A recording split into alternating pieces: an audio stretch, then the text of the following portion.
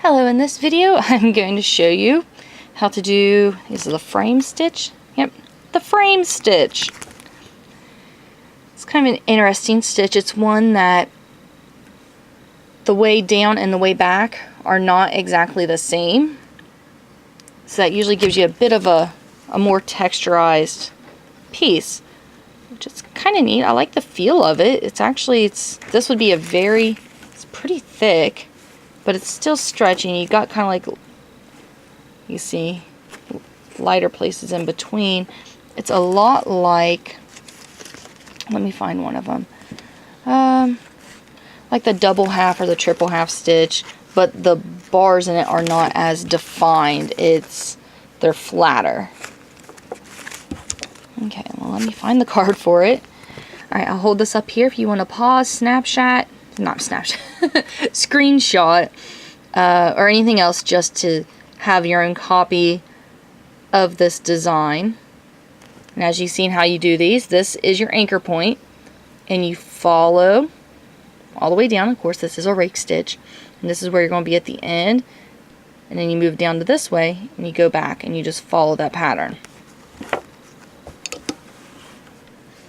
So I will hold this up here so you can kind of see as I do it, which here we got our anchor peg. And we're going to go over these, get the yarn out of the way, these top two. And then you go back kind of like a backward Z.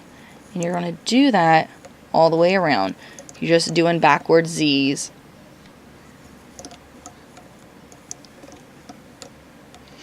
And do not ask me where these come from.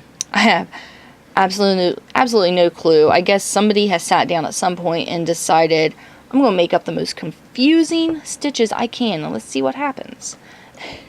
Okay, so we're going back, and we are crossing the Z's the other way to where it's going to make kind of an hourglass shape. So we got 2 hourglasses, 3 hourglasses, 4, and there you go. This is your cast on. What you do at this point, let me pull that over here. These are going to be, your stitches are going to be over 2 pegs instead of just 1. That's what gives it kind of like that puffed bar look to it.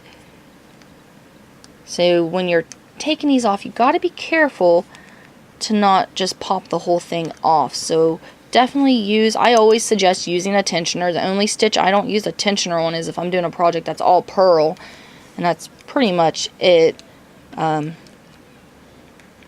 Which I've done a video about tensioners and ways to make real cheap, easy ones. You can pop apart a Bic pen, and all it does is it actually saves your hands too. I mean, I've got a bit of a callus buildup, but it keeps your hands from getting tore up from the yarn, and it's a tensioner. It keeps the tension easy to where you're less likely to break pegs and just different things like that.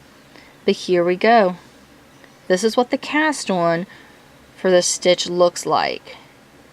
And honestly, most of these stitches I've never done full projects out of, so if anybody does things, I love pictures, just to see how it looks like in a different style of, a different type of yarn, different style, how people incorporate it into a project. I just think that's really cool. Alright, thank you for watching.